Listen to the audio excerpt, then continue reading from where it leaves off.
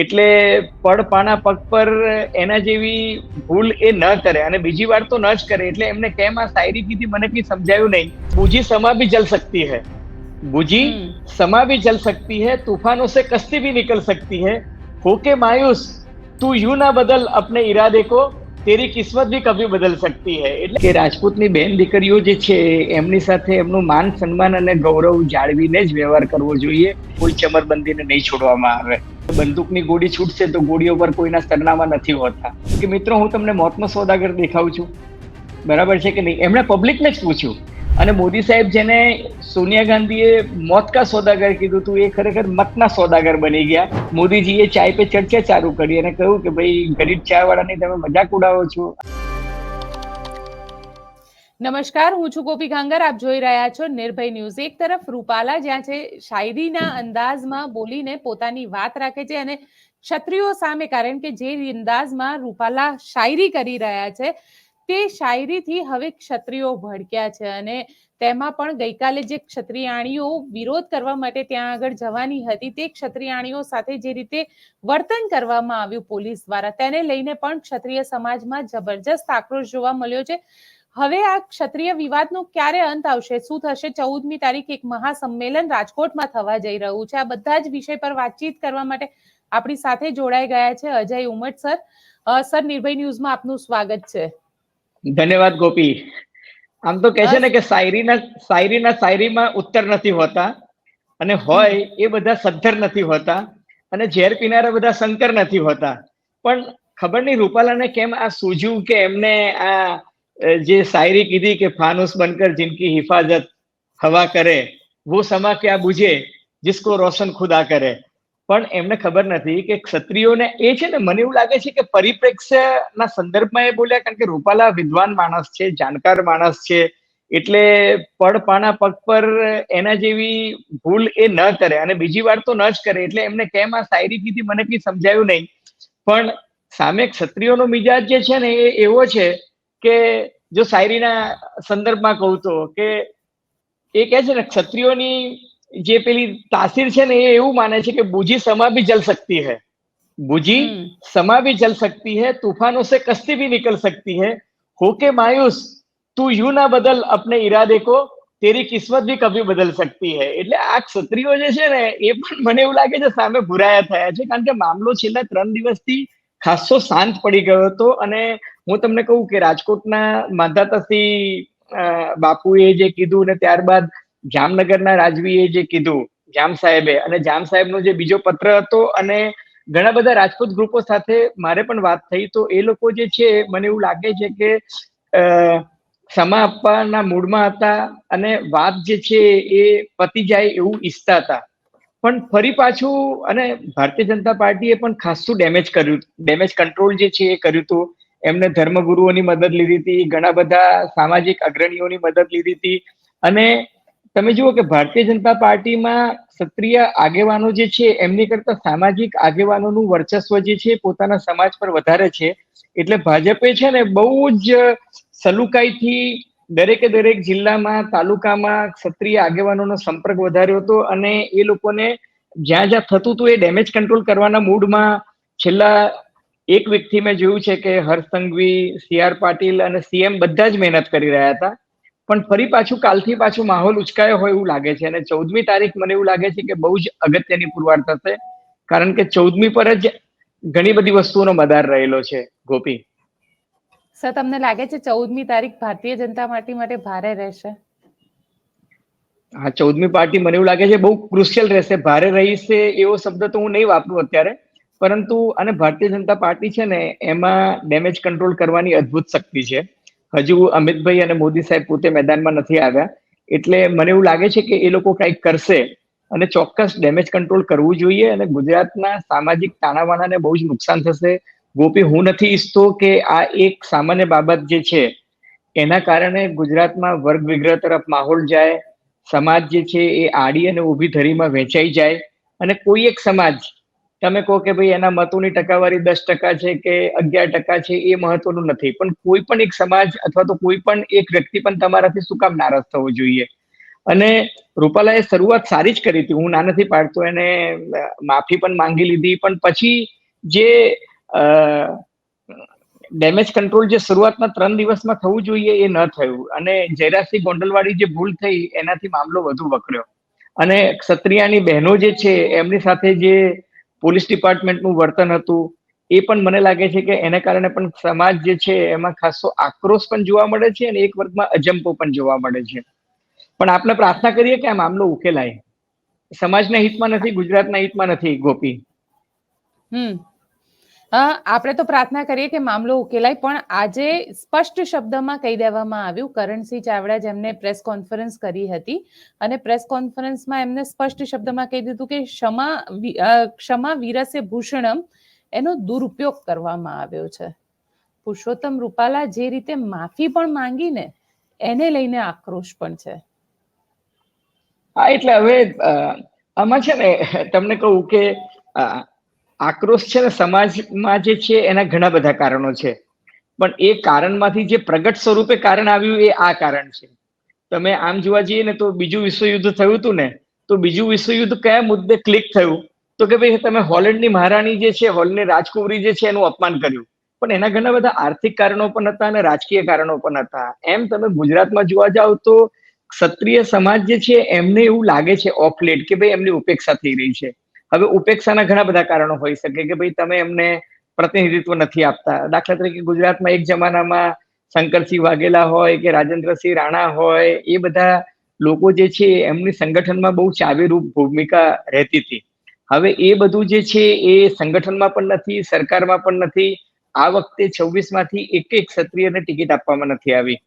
એ અગાઉ 2014 અને 2019માં પણ કોઈ ક્ષત્રિય સંસદ સભ્ય જે છે ચૂંટાયો નથી. ભાજપે રાજ્યસભામાં ચોક્કસ કેસરીસિંહજીને આપી ટિકિટ, પણ એક એવી વ્યક્તિ કે જેનો સમાજ પર પણ ક્ષત્રિય સમાજ જે છે એની પર પ્રભુત્વ હોવું જોઈએ, વગ હોવી જોઈએ, એ દેખાતી નથી, અથવા તો સમાજને એવું લાગે છે કે અમારી ઉપેક્ષા થઈ રહી છે. એટલે મને એવું લાગે છે કે ઘણા બધા કારણ છે, એમાંનું આ પણ એક કારણ જે છે છેલ્લે ટ્રિગર થયું. અચ્છા, પણ સર કારણ કે જી સર, આપ આપની વાત પૂરી કરો. ના, હું એમ કહું છું કે દાખલા તરીકે એક જમાનામાં કેબિનેટમાં આઈ કે જાડેજા પણ રહેતા હતા, અને ભૂપેન્દ્રસિંહ ચુડાસમા પણ હતા, અને પ્રદીપસિંહ જાડેજા પણ હતા, અને કિરીટસિંહ રાણા પણ હતા. બરાબર છે. એટલે ઘણા બધા ક્ષત્રિય નેતાઓ જે છે એ કેબિનેટમાં રહેતા, સંગઠનમાં રહેતા, સરકારમાં રહેતા, બોર્ડ અને નિગમમાં પણ એમની ભૂમિકાઓ રહેતી. અત્યારે એ લોકોમાં એવું લાગે છે કે ભાઈ અમે થોડા હાંસિયા પર ધકેલાઈ ગયા છે, એટલે ક્ષત્રિય સમાજની એ પણ એક નારાજગી હોઈ શકે, પણ એ પ્રગટ સ્વરૂપે નથી, એ બેક ઓફ ધ માઇન્ડ હોઈ શકે. અને કોઈ ટ્રિગર પોઈન્ટ હોય તો મને લાગે છે કે આ એક ઘટના બની, એ ટ્રિગર પોઈન્ટ થઈ ગયું કે બધાના મનમાં થોડીક નારાજગી હતી, અને નારાજગીનો પેલું કે છે ને અસંતોષનો ગુણાકાર થઈ ગયો, અને એ આ સ્વરૂપે બહાર આવ્યો. પણ હજુ પણ કંઈ મોડું નથી થયું. મને એવું લાગે છે કે આમાં સમાધાન કાઢવું જોઈએ. જે અગાઉ ભૂમિકા થઈ હતી કે ભાઈ ધર્મગુરુઓ અને સામાજિક આગેવાનો સાથે બેસી અને એક સમાધાનની ભૂમિકા રચાય, અને ધર્મગુરુઓને બધા ભેગા થઈને એક ઠરાવ કરે કે ભાઈ હવે બહુ થયું અને હવે આ મામલો અહીંયા આગળ સમેટાઈ લેવાય, એવી વાત, એ ભૂમિકા બંધાઈ હતી. પછી ક્યાં વાંકું પડ્યું મને સમજાતું નથી, અને ક્યારેક ડેમેજ કોણ કરે છે એ પણ સમજાતું નથી. પણ સર, જે રીતે, કારણ કે આજે તો એવું કહી દેવામાં આવ્યું કે ધર્મગુરુઓ આખા મામલામાં, કારણ કે સનાતન ક્ષત્રિય, સનાતન હિન્દુ તો અમે પણ છીએ, આવું કરણસિંહ ચાવડાએ સ્પષ્ટ શબ્દમાં કહી દીધું. અને હવે એક જ વાત ઉપર અડેલા છે કે પુરુષોત્તમ રૂપાલાને ટિકિટ જ રદ કરવામાં આવે. ભારતીય જનતા પાર્ટી ટિકિટ રદ કરે ને, તો ભારતીય જનતા પાર્ટીના જિલ્લે જિલ્લે જેટલા પણ કાર્યાલય છે, દરેક કાર્યાલય પર અમે જઈશું ને આવેદન પત્ર આપીશું.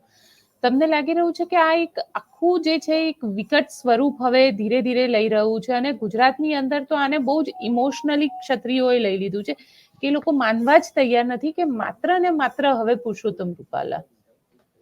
ગોપી, તમે બહુ સાચો શબ્દ વાપર્યો કે મામલો હવે ઇમોશનલ થઈ ગયો છે.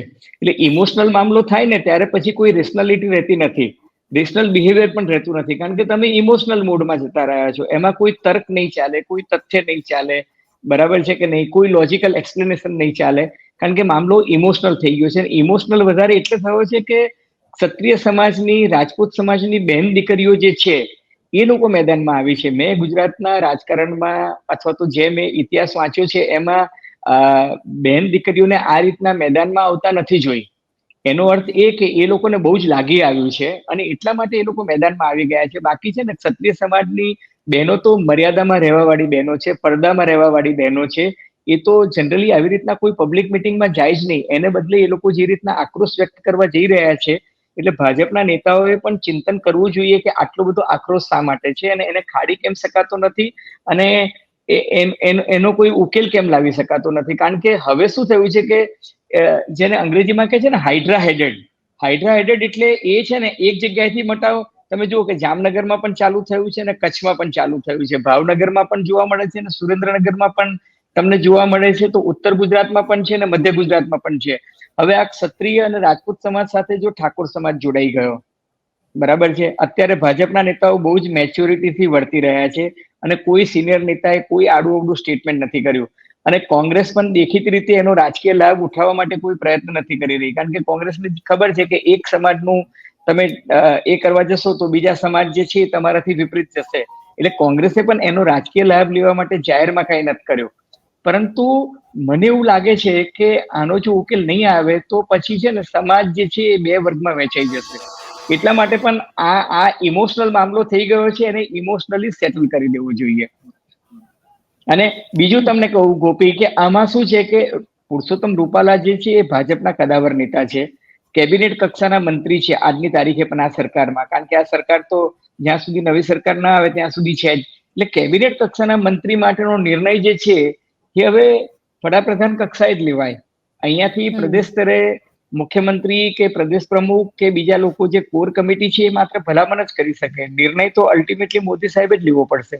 કારણ કે રૂપાલા જે છે એ કેબિનેટ મિનિસ્ટર કક્ષાની વ્યક્તિ છે. એટલે કેબિનેટ કક્ષાની મિનિસ્ટરની, અને બીજું કે રૂપાલા ક્યાં રાજકોટથી લડવા જ માંગતા હતા. બલકે રૂપાલાને તો મને નથી લાગતું કે લોકસભાની ચૂંટણી લડવી હતી, એમને તો રાજ્યસભા ફાવી ગયું હતું. અને બીજું કે અમરેલી છોડી અને રાજકોટ આવવું. રાજકોટ એટલે લેઉવા પાટીદારનો ગઢ. રાજકોટ એટલે તમને ખબર છે કે રાજકોટમાં અગાઉ કડવા પાટીદાર ઉભા હતા, એ કુંવરજીભાઈ કોળી સામે હારી ચૂકેલા છે. અને પરેશ ધાનાણી પણ જે ઉત્સાહથી રાજકોટમાં ચૂંટણી લડવા આવી રહ્યા છે, એને એવું જ છે કે ભાઈ કડવા જે છે એ 2.5 લાખ છે, એની સામે 4 થી 4.5 લાખ જે છે એ લેઉવા છે. પ્લસ એમ કે દલિત સમાજ, ક્ષત્રિય સમાજ, મુસ્લિમ સમાજ, એ બધાનો જો મને ટેકો મળે તો હું ફાઇટમાં આવી શકું. અધરવાઇઝ પરિણામ ભાજપની તરફેણમાં બાય એન્ડ લાર્જ દેખાઈ જ રહ્યું છે. પરિણામમાં બહુ ફરક નથી, પણ એક સમાજની નારાજગી છે એ પક્ષ માટે ઉચિત નથી. અને બીજું કે ગુજરાતની વાત જવા દો, આ આગ જે છે એ રાજસ્થાનમાં કે ઉત્તર પ્રદેશમાં કે બીજી કોઈ જગ્યાએ જાય તો મને લાગે છે કે વધુ ખતરનાક સિદ્ધ થઈ શકે છે. એટલે બને ત્યાં સુધી આ મામલો ઉકેલવો જોઈએ. તમે કીધું કે ઇમોશનલ સેટલમેન્ટ કરવું જોઈએ આની અંદર, કારણ કે અને પ્રધાનમંત્રી આ લેવલ ઉપર ડિસિઝન લઈ શકે. આજે કરણસિંહ ચાવડાએ એવું પણ કહી દીધું, શું 15 દિવસમાં ગુજરાતમાં જે થયું છે એની પ્રધાનમંત્રીને નથી ખબર? એક રજની માહિતી પ્રધાનમંત્રી લઈ રહ્યા છે. તો તમને લાગી રહ્યું છે કે ક્યાંક મતલબ હાઈકમાન્ડને પણ આ વસ્તુ આટલી બધી આગળ કેમ વધી, એ સવાલ તમને ને મને, આપણા જેવા જર્નલિસ્ટને પણ થાય છે કે બીજેપીમાં આટલી બધી વસ્તુ કેમ આગળ વધી ગઈ? ગોપી, મારી અને તમારી પ્રાયોરિટી જે છે ને, એ પ્રાયોરિટીની સરખામણીમાં પ્રાઇમ મિનિસ્ટરની ને અમિતભાઈ શાહની પ્રાયોરિટી અલગ હોઈ શકે. કારણ કે ગુજરાતની જે લોકસભાની ચૂંટણી છે ને એ 3જા તબક્કામાં આવે છે. અત્યારે એ લોકો જે બેટલ લડી રહ્યા છે ને એ ફર્સ્ટ ફેઝ અને સેકન્ડ ફેઝની બેટલ લડી રહ્યા છે. અને એમનું જે બેટલ છે, એમને જે લક્ષ્યાંક નક્કી કર્યું છે 370 ભાજપ માટે ને 400 પાર એનડીએ માટે, એ લક્ષ્યાંકમાં એમને જે તકલીફો પડી રહી છે અથવા તો જે પડકારો આવી રહ્યા છે, પડકાર મહારાષ્ટ્રમાં છે. કારણ કે મહારાષ્ટ્રમાં ગઠબંધનમાં અજીત પવાર અને શિંદેની શિવસેના અને રાજ ઠાકરેને સમાવવાના છે. બિહારમાં, ઉત્તર પ્રદેશમાં, હરિયાણામાં, પંજાબમાં અકાલી દળ સાથે સેટલમેન્ટ ના થયું, ઓડિશામાં નવીન પટનાયક સાથે સેટલમેન્ટ ના થયું, તમિલનાડુમાં અને આંધ્રપ્રદેશમાં અને કર્ણાટકમાં ભારતીય જનતા પાર્ટી પોતાની પૂરી તાકાત લગાડી રહી છે. કારણ કે તમારે જે કઈ 303 થી આંકડો ઉપર લઈ જવો હોય ગઈ વખતની સરખામણીમાં, તો તમારે દક્ષિણાયન જે છે, દક્ષિણાયન એટલે કે દક્ષિણના જે રાજ્યો છે ત્યાં મહેનત કરીને તમારું પરફોર્મન્સ સુધારવું પડે. એટલે એ બધી વસ્તુઓ જે છે એમને નીચેના લેવલે કહ્યું હશે કે તમે કંટ્રોલ કરો. નહીં થાય તો મને એવું લાગે છે કે પ્રાઇમ મિનિસ્ટર અને અમિતભાઈ જેમ અલગ અલગ લેયર્સ પર ફિલ્ટરિંગ થાય. અમિતભાઈ આવી રહ્યા છે પરમ દિવસે, એટલે 17મીએ, સોરી. એટલે અમિતભાઈ કાં તો એને સેટલ કરશે, અને નહીં તો પછી મામલો પ્રાઇમ મિનિસ્ટરના કોર્ટમાં જશે. પ્રાઇમ મિનિસ્ટર, કારણ કે 22મી એપ્રિલે પ્રાઇમ મિનિસ્ટર પણ આવી રહ્યા છે ગુજરાતમાં, અને ખાસ કરીને રાજકોટની અંદર જનસભાને સંબોધિત કરવાના છે. પણ એ પહેલા 14મીએ મહાસંમેલન, અને ગઈકાલે જે રીતે ક્ષત્રિયાણીઓની સાથે પોલીસનું વર્તન જે હતું, કારણ કે ગઈકાલે પીટી જાડેજાએ બહુ સ્પષ્ટ શબ્દમાં કહી દીધું કે પાઘડી અને સાડી આ બેને હાથ નહીં અડાડવાનો. આ અસ્મિતાના પ્રતીક છે અમારા. એ જ મેં તમને કહ્યું ને ગોપી, કે મામલો ઇમોશનલ થઈ ગયો છે. મામલો ઇમોશનલ થઈ ગયો છે, ને પોલીસ ડિપાર્ટમેન્ટ કાયદો અને વ્યવસ્થા સાચવવા માટે પોતાનું કામ કરતી જ હોય, પણ એમાં કંઈક રસ્તો કાઢવો જોઈતો હતો. પાઘડી વિશે મને બહુ, હજુ મારી પાસે 2 અલગ અલગ પ્રકારના વર્ઝન આવે છે, એટલે પાઘડી વિશે હું નથી કહેતો, પણ સાડી માટે હું ચોક્કસ કહું કે રાજપૂતની બેન દીકરીઓ જે છે એમની સાથે એમનું માન સન્માન અને ગૌરવ જાળવીને જ વ્યવહાર કરવો જોઈએ. એ છે ને, રાજપૂત સમાજ બહુ જ ટચી છે. એ પોતાની બેન દીકરીઓ સાથે સહેજ પણ દુર્વ્યવહાર થાય ને એ નહીં ચલાવી લે. આપણે ઇતિહાસની ઘણી બધી વસ્તુઓથી પરિચિત છે કે આ મુદ્દો જે છે ને, ભલે પોલીસ ડિપાર્ટમેન્ટમાં એક વસ્તુ મેં જોઈ છે કે બધી જગ્યાએ લેડીઝ પોલીસ જ એમને હેન્ડલ કરે છે, પણ છતાંય જ્યાં બળ પ્રયોગ થાય છે ને ત્યાં એના વિડીયોઝ જે વાયરલ થાય છે ને, સોશિયલ મીડિયા જે છે એમાં જે વાયરલ થઈ રહ્યા છે ને, એનાથી પણ બહુ નુકસાન થઈ રહ્યું છે. આપણે ચર્ચા કરી રહ્યા છે ત્યારે હું બહુ દુઃખી છું કે આ જે થઈ રહ્યું છે એ બહુ સારું નથી ગુજરાત માટે. તમને શું લાગે સર, આના પોલિટિકલ રિપ્લિકેશન કેવા આવી શકે? પોલિટિકલ રિપ્લિકેશન એટલા માટે કે જો મને જે ચિંતા છે વર્ગ વિગ્રહ તરફ જવાની જે વાત ચાલે છે, કે અત્યાર સુધી પટેલ સમાજ જે છે એ પટેલ સમાજે પણ બહુ જ સંયમ જાળવ્યો છે. પટેલ સમાજે રાજપૂત સમાજ વિરુદ્ધ એકાદ બે નેતાઓને વાત કરતા કોઈ જવાબદાર નેતાએ આડી એવડી કોઈ નુક્તેચીની કરી નથી. સિમિલરલી ક્ષત્રિય સમાજે પણ કોઈ પાટીદાર સમાજ વિશે અભદ્ર ટિપ્પણી નથી કરી. એમને એવું જ કીધું છે કે ભાઈ અમારી માંગણી છે કે ભાઈ પુરુષોત્તમ રૂપાલાને ટિકિટ જે છે એ રદ કરો. એને બાદ કરતા એ લોકો ભાજપ વિરોધી કે ભાજપના કોઈ સિનિયર નેતાઓ વિરોધી કોઈ બોલતા નથી. એ તો એવું જ કહે છે ને કે રૂપાલા તેરી ખેર નહીં, મોદી તુજસે બેર નહીં. એટલે મોદી સાહેબ માટે કે ભાજપના કોઈ પણ સિનિયર નેતા માટે કે ભાજપ વિશે કોઈ નકારાત્મક વાત હજુ સુધી એ લોકોએ કરી નથી. પણ રાજપૂત સમાજને જે મિનિટ એવું લાગશે કે ભાઈ અમે હાસ્યામાં ધકેલાઈ ગયા અને એમ કે બહુમતીના જોરે એમ કે આ લોકો જીતી જવાના છે, તો પછી મરતા ક્યાં ના કરતા, પછી પોતાનું સન્માન, પોતાનું આત્મગૌરવ, પોતાની અસ્મિતા જાળવવા માટે અને પેલું બતાવી દેવાની એક ભાવના, જે મેં શાયરીમાં તમને શરૂઆતમાં કહ્યું ને કે ભાઈ તો અમે પણ બતાવી દઈશું, જે તમે કહ્યું આજે કરણસિંહે પણ કહ્યું, તો બતાવી દેવામાં આવે તો પછી એ લોકો ઠાકોર સમાજનો પણ સાથ લઈ શકે, દલિતનો પણ સાથ લઈ શકે, અને પછી એમાં પોલિટિકલી પણ કદાચ નવા સમીકરણો સેટ થવાની કોશિશ થાય. એ વસ્તુ જે છે એ મને ચિંતાજનક લાગે છે. અને આમાં પણ જો ઉત્તર ગુજરાતનો ઠાકોર ક્ષત્રિય સમાજ જે છે એ જો અંદર, કારણ કે હજી સુધી એ લોકો એટલા બહાર નથી નીકળ્યા, પણ જો સૌરાષ્ટ્રની આગ ઉત્તર ગુજરાત સુધી પહોંચે તો ભારતીય જનતા પાર્ટીને કેટલું મોટું નુકસાન થઈ શકે? ગોપી, તમે પછી વાત જ, એટલે પેલું કહે છે ને બાત નીકળેગી તો દૂર તલક જાયગી. પછી જો સૌરાષ્ટ્રની આગ જાય તો પછી આગ પર તો કોઈનો કંટ્રોલ નથી. એ ઉત્તર ગુજરાતમાં તો પ્રસરી રહી છે, પણ એ મધ્ય ગુજરાતમાં જાય તો તમે વિચારો કે મધ્ય ગુજરાતમાં શું થાય. આણંદ અને ખેડા આ બંને બેઠકો જે છે એ તો ઠાકોર કોમ્યુનિટી વાળી છે. ઇવન પંચમહાલની બેઠક જે છે એ પણ ઠાકોર કોમ્યુનિટી વાળી છે. તમે જોયું હશે કે ભૂતકાળમાં શંકરસિંહ વાઘેલા જે છે એ ગોધરા પંચમહાલથી જીતતા હતા, પછી કપડવંજથી જીતતા હતા, પછી સાબરકાંઠાથી જીતતા હતા. અને હંમેશા તમે જુઓ, ઈશ્વરસિંહ ચાવડા હોય કે માધવસિંહ સોલંકી હોય કે ભરતસિંહ સોલંકી હોય કે આ વખતે અમિત ચાવડા, આ બધા ઠાકોર નેતાઓ તો છે જ ને ત્યાંના, અને એ લોકોને રાજપૂતો સાથે બહુ સારા સંબંધ છે. એટલે તમે જે કહો છો ઉત્તર ગુજરાતમાં જાય તો એ મધ્ય ગુજરાતમાં પણ જઈ શકે છે. એટલે તકલીફ તો થઈ શકે. વડોદરામાં તમે જુઓ કે કોંગ્રેસે ક્ષત્રિય ઉમેદવારને ટિકિટ આપી છે, બરાબર છે, અને વડોદરા શહેરને બાદ કરતા સાવલી, વાઘોડિયા અને વડોદરા રૂરલ, ત્યાં ક્ષત્રિય મતદારોનું પ્રમાણ બહુ જ વધારે છે. અને એટલે તમે જુઓ કે ભૂતકાળમાં ત્યાંથી ગોહિલ ચૂંટણી જીતતા હતા, પછી આ વાઘેલા ચૂંટણી જીતતા હતા. આ બધા લોકો જે જીતે છે ચૂંટણી, પાદરામાંથી પેલા જીતથી પરમાર જીતતા હતા, જો કે પાદરા અત્યારે છોટાઉદેપુર બાજુ જતું રહ્યું છે, પણ શહેર અને જિલ્લામાં ક્ષત્રિયોની સંખ્યા સારી એવી છે. કારણ કે ક્ષત્રિયોની સંખ્યા સારી છે, પણ આજે કરણસિંહ ચાવડા જ્યારે બોલતા હતા ત્યારે ક્યાંક એમની વાતમાં એવું લાગતું હતું કે ગર્ભિત ધમકી આપી રહ્યા હતા, કારણ કે ઓપરેશન રૂપાલાની પણ વાત કરતા હતા તેઓ, એ લો એન્ડ ઓર્ડર સિચ્યુએશનની પણ વાત કરતા હતા કે અમે એવું કહી રહ્યા છીએ કે શાંતિ ના ડોળાય, એના માટેનો પણ એક પ્રયત્ન અમે લોકો કહી રહ્યા છીએ. એટલે ક્યાંક એવું લાગી રહ્યું છે કે ક્ષત્રિય હવે ધીરે ધીરે પોતાનું જે કહી શકાય કે આત્મસન્માન માટે થઈને પોતાની ધીરજ એમની ખૂટી રહી હોય એવું ક્યાંક લાગી રહ્યું છે. ધીરજ ખૂટી શકે કોઈ પણ સમાજની, અને વધારે ત્યારે ખૂટે કે જ્યારે એમને એવું લાગે કે આ લોકોને પેલું છે ને દોડાઈને કશું મળી નથી રહ્યું. એટલે પણ મને એવું લાગે છે કે સરકાર બહુ જ મેચ્યોર્ડ છે, સરકાર પણ ચિંતિત છે, સરકાર પણ જે રીતના પ્રયત્નો કરી રહી છે એક સંવાદ સાધવાનો અને ડેમેજ કંટ્રોલ કરવાનો. ગોપી, આઈ એમ હોપફુલ કે 14મીની સભા જે છે એ પહેલા કોઈ સુખદ ઉકેલ આવશે. આઈ એમ હોપફુલ, અને મને ખબર છે કે ઘણા બધા પ્રયત્નો થઈ રહ્યા છે એ દિશામાં, અને એક ચેનલ ખુલી છે અને એ ચેનલના માધ્યમથી વાતચીત ચાલી રહી છે.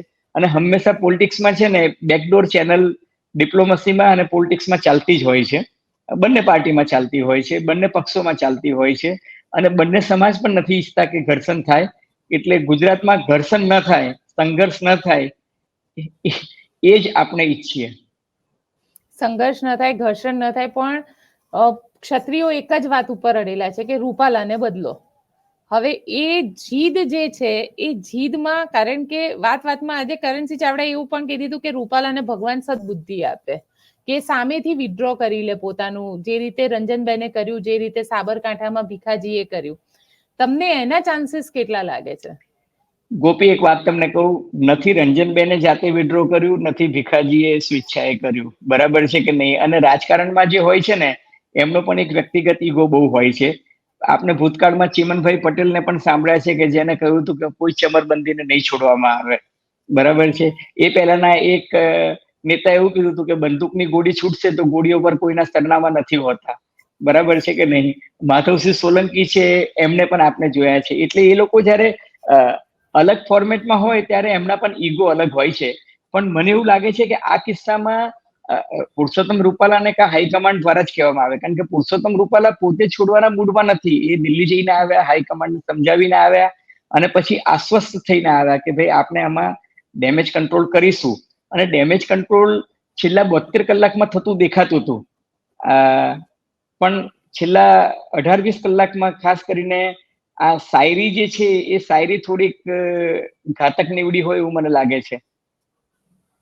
અને રૂપાલાની આ બિનજરૂરી હતી. એ શાયરી બોલવાનું કોઈ પ્રયોજન નહોતું, ને એ શાયરી કેટલી ઉચિત હતી એ પણ એક, અને એમને કયા પરિપ્રેક્ષ્યમાં કીધી ને એ પણ સમજાતું નથી. મેં એમની સ્પીચ સાંભળી. જનરલી રૂપાલા આવી ભૂલ કરે નહીં, કે હવે શાયરીનો ક્યાં એમાં ઉલ્લેખ કરવાની જરૂર હતી? એટલે તમને શું લાગે છે કે રૂપાલા કેમ બોલ્યા હશે? તો એ મને એવું લાગે છે કે એ રાજપૂતોને માટે મેસેજ નહીં હોય કદાચ. એ પોતાના કાર્યકર્તાઓને જ કહેવા માંગતા હશે કે ભાઈ હાઈકમાન્ડ આપની સાથે છે અને આમાં કઈ ચિંતા કરવા જેવું નથી. પણ હવે બોલતા બોલાયું અને એનું અર્થઘટન આવું થયું. કારણ કે મને એવું લાગે છે કે એ રાજપૂતો માટે નકારાત્મક બોલવાના મૂડમાં નહીં હોય, પણ એ બોલવાની જરૂર નથી, કારણ કે એમાં બીજું અર્થઘટન થઈ શક્યું. આજે હું ને તમે કરી રહ્યા છે ને એનું બીજું અર્થઘટન, અને રાજપૂતોએ તો કરી જ લીધું છે અર્થઘટન. એટલે રૂપાલાનો બચાવ કરવાનો પણ કોઈ મિનિંગ નથી, કારણ કે તમે કોમ્યુનિકેશનની થિયરી શું કહે છે કે તમે જે કોમ્યુનિકેશન કર્યું પણ સામેવાળી વ્યક્તિએ શું ગ્રહણ કર્યું. એટલે રૂપાલા કદાચ શુદ્ધ બુદ્ધિથી એ જ કહેવા માંગતા હશે પોતાના કાર્યકર્તાઓને, કારણ કે એમની વાતચીતની શરૂઆત જે છે એમાં એ સૌને સંયમ રાખવા માટે, મેચ્યોરિટીથી વર્તવા માટે જ કહી રહ્યા છે. પણ પછી જે વચ્ચે શાયરી આવી, હવે શાયરીને તમે સમગ્રતયા ન લો અને માત્ર શાયરીને સમજો, અને એના કારણે ક્ષત્રિય સમાજની લાગણી દુભાઈ, અથવા તો એવું થયું કે અમને આ મેસેજ આપવામાં આવ્યો, તો એ ઘટના દુઃખદ છે. એટલે જ મેં કહ્યું ને કે એ શાયરી બોલવાનું કોઈ પેલું લોજિક નહોતું. એટલે સર, પણ મને આ વખતે છે ને સૌથી વધારે સરપ્રાઈઝ રૂપાલા ઉપર લાગી રહ્યો છે, કારણ કે એ ગયા દલિત સમાજના કાર્યક્રમમાં જ્યાં ક્ષત્રિય માટે બોલીને આવ્યા, ગયા ક્ષત્રિય સમાજના કાર્યક્રમમાં જ્યાં દલિત માટે બોલ્યા, અને માફીમાં પણ એવી રીતે માફી માંગી કે કોઈને ગળે ના ઉતરી. હવે ગઈકાલે ગઈકાલે એ ગયા, ફરીથી એમના કાર્યક્રમમાં ગયા અને ત્યાં શાયરી આ પ્રકારની બોલી. આ બધું તમને શું લાગી રહ્યું છે? કારણ કે ડેસ્ટિનીમાં જે લોકો માનતા હોય એને તો ચોક્કસ એ લાગે કે હવે આ ડેસ્ટિની તરફ આગળ જઈ રહ્યા છે. કદાચ એ એમની નિયતિ, કદાચ નિયતિ જેને આપણે કહીએ છીએ, નિયતિ કદાચ એમને એ દિશામાં લઈ જઈ રહી હશે. બાકી રૂપાલા છે ને બહુ મોજીલા માણસ છે અને બોલવામાં છે ને ડાયરાના માણસ છે. એટલે એ કોઈની લાગણીને દુભવવા માટે એમણે આ કર્યું હોય ઈરાદાપૂર્વક એવું નથી માનતો, પણ કમનસીબી છે કે મેસેજ એવો ગયો છે. બાકી એમને કહ્યું છે બહુ સહજતાથી કહ્યું છે અને બહુ સહજ વ્યક્તિત્વ છે એમનું. અને આમ છે ને ડાયરાના માણસ છે, હસી ખુશીના માણસ છે, મજાક કરનાર માણસ છે, પણ અત્યારે મામલો ગંભીર ચાલી રહ્યો છે એટલે એને અનુરૂપ જે છે આ શાયરી ટાળી શકાય હોત તો મને એવું લાગે છે કે સારું હતું. એટલે આ આપણે તો ગોપી આટલું જ કહી શકીએ આમાં તો. હા, બીજું તો શું કહીએ હવે. આખા કોન્ફિડન્સ હતો કે પક્ષ માટે ઓવર કોન્ફિડન્સ. ના, પક્ષ એમની સાથે છે એ બતાવવાનો, પક્ષ મારી સાથે જ છે અને પક્ષ આપની સાથે જ છે એ બતાવવાનો પ્રયાસ ચોક્કસ હોય. ઓવર કોન્ફિડન્સ કદાચ નહીં હોય, પણ પોતાના સાથીઓને એ જરા આશ્વસ્ત કરવા માંગતા હશે કે ભાઈ આપણે ચિંતા ના કરો. ના, પણ જે શાયરી બોલ્યા એમ તો બહુ એકદમ સ્પષ્ટ હતું કે બુજાએગી जिसको रोशन खुदा करे. હવે ખુદા તરીકે જોઈએ, फानुस बनकर जिनकी हिफाजत, हाँ, ये शब्दों से है ना. फानुस बनकर जिसकी हिफाजत हवा करे वो समा क्या बुझे, जिसे रोशन खुदा करे. એટલે એ કહેવાનું એમનો આખો. હા, પણ અહીંયા આગળ તો કન્ટેન્ટ તો, કારણ કે આટલા વર્ષથી જો સોનિયા ગાંધી એમ કહેતા હોય કે ભાઈ મોત કા સોદાગર અને આખું ચૂંટણી એના ઉપર લડાઈ જાય અને ચા વાળા ઉપર આખી ચૂંટણી લડાઈ જતી હોય. હવે ગોપી તમને એક જ વાત પૂછું, હવે જે મોત કા સોદાગર કહ્યું હતું તમે જુઓ, એનાથી એક આખો ઇમોશનલ વેવ આવી ગયો અને મોદી સાહેબે એવું જ કીધું. મોદી સાહેબે જાહેર સભામાં શું કીધું કે મિત્રો હું તમને મોતનો સોદાગર દેખાઉં છું, બરાબર છે કે નહીં? એમણે પબ્લિકને જ પૂછ્યું અને મોદી સાહેબ જેને સોનિયા ગાંધીએ મોત કા સોદાગર કીધું હતું એ ખરેખર મતના સોદાગર બની ગયા અને ખોબલે એમને મતો મળ્યા, બરાબર છે. મણિશંકર અય્યરે આ જ ભૂલ કરી હતી. એમને એવું કહ્યું કે નરેન્દ્ર મોદીની હેસિયત શું છે અમારે ત્યાં, એમ કે કોંગ્રેસના એમાં એમ કે ચાય બેચવા વાળાથી વધારે નથી. અને એમને મોદીજીએ ચાય પે ચર્ચા ચાલુ કરી અને કહ્યું કે ભાઈ ગરીબ ચા વાળાની તમે મજાક ઉડાવો છો. અને તમે જુઓ કે આખા દેશમાં એક ઇમોશનલ વેવ આવ્યો અને મોદીજીને તો વિપક્ષોની ગાળો હંમેશા ફળી જ છે. પછી એના માટે હું ને તમે ન વાપરી શકીએ એવા શબ્દો ભૂતકાળમાં એમના માટે પ્રયોજાયા છે, જે હું કદી જાહેરમાં પણ ન વાપરી શકું કે ન પ્રયોજું. એટલે પણ એ એમને ફળ્યા છે. પણ રૂપાલાજી માટે હવે શું આપણે ભગવાનને પ્રાર્થના છે. અને ગોપી હું તમને કહું, રૂપાલાજી છે ને બહુ ધારદાર ને છટાદાર વક્તા છે. વક્તા તરીકે બહુ ધારદાર છે, છટાદાર છે, ઇફેક્ટિવ છે, અસરકારક છે. અને ગુજરાતમાં કેટલી જાહેર સભાઓ એમને ગજવી છે અને ક્ષત્રિય સંમેલનોમાં પણ એમના, તમે ભૂતકાળમાં યુટ્યુબ પર કઈ જુઓ તો મેં તો એમને ઘણી જગ્યાએ સાંભળ્યા છે. એ બધી જગ્યાએ બહુ સરસ પ્રવચનો કરે છે. વિધાનસભામાં પણ એમનું પરફોર્મન્સ બહુ સારું છે. પણ હવે ક્યારેક નિયતિ તમારી પાસે ખોટું કરાવે કા પછી જીભ લપસી ગઈ, અધરવાઇઝ એ જેના કારણે આખું પ્રકરણ બન્યું એ પણ બહુ દુઃખદ છે. પણ મામલો મેં તમને કહું ને ઇમોશનલ થઈ ગયું છે. એટલે હવે જોઈએ એનું શું. હવે 14મી તારીખે જોઈએ મહાસંમેલનમાં શું થાય છે. અને 16મીએ રૂપાલાએ કીધું છે કે પોતે ફોર્મ ભરવા જશે અને ત્યારે શું થાય છે એ પણ જોઈએ. અત્યારે તો આજની તારીખે ફોર્મ જે છે, મેં સાંભળ્યું કે રાજપૂત મહિલાઓ બહુ ફોર્મ લઈ ગઈ છે. 100 જેટલી રાજપૂત મહિલાઓએ ફોર્મ લીધા છે અને હવે કેટલા ભરે છે અને ભરે છે કેટલા, એ લોકો બધા ભરવાના છે એવું અત્યારે એ મહિલાઓએ સ્ટેટમેન્ટ આપ્યું છે કે બધા જ ભરશે. સર, આમાં એક સવાલ પૂછું, 64 ફોર્મ હોય એટલે 64 કેન્ડિડેટ હોય તો એ પછી બેલેટ પેપર ઉપર ઇલેક્શન જતું રહે, ત્યાં એવી વાત ચાલે છે. હા, એવું કહે છે કે 16 મલ્ટીપ્લાય બાય 4 સુધી થાય છે. પણ એ ટેકનિકલ સવાલ છે, હું એનો જાણકાર નથી. એટલે હું પણ આજે ઇલેક્શન કમિશનમાં તપાસ કરવાનો છું. મારી પાસે પણ એ મેસેજ ફરતો ના, હું નહીં બોલું ઇલેક્શન કમિશન માટે, કારણ કે મારી પાસે માહિતી નથી. પણ હું ચેક કરીને તમને ચોક્કસ કહીશ. પણ રાજપૂતાણીઓના સ્ટેપને તમે શું ગણશો? ક્ષત્રિયાણીઓ હવે ચૂંટણીના રણમાં પણ ઉતરી આવી છે. ના, એ તો બધાને પરિણામ ખબર છે. એમાં કઈ પરિણામમાં બહુ તાત્વિક તફાવત નહીં આવે, પણ એક સિમ્બોલિક છે, પ્રતિકાત્મક લડાઈ છે. પણ હું માનું છું કે જો સવાલ ઉકેલાઈ જાય તો આ બધું પણ ઉકેલાઈ જશે. ચલો સર, આપ Okay. અમારી સાથે જોડાયા તેના માટે ખૂબ ખૂબ આભાર. ધન્યવાદ. ધન્યવાદ. તો આ હતા અજય ઉમટ સર, જેમનું કહેવું છે કે આ એક પ્રતિકાત્મક છે જે રીતે આજે ક્ષત્રિયાણીઓએ ફોર્મ લીધા છે, પરંતુ હા, આ આખો મામલો હવે ઇમોશનલ થઈ ગયો છે. ક્ષત્રિયોના ઇમોશન આની અંદર જોડાઈ ગયા છે, એટલે હવે શું થશે તે જોવાનું પણ ખૂબ જ દિલચસ્પ રહેશે. આપને અમારો રિપોર્ટ કેવો લાગે કોમેન્ટ બોક્સમાં ચોક્કસથી જણાવજો. અમારી ચેનલ નિર્ભય ન્યૂઝને લાઇક, શેર અને સબસ્ક્રાઇબ કરવાનું ભૂલશો નહીં. આભાર.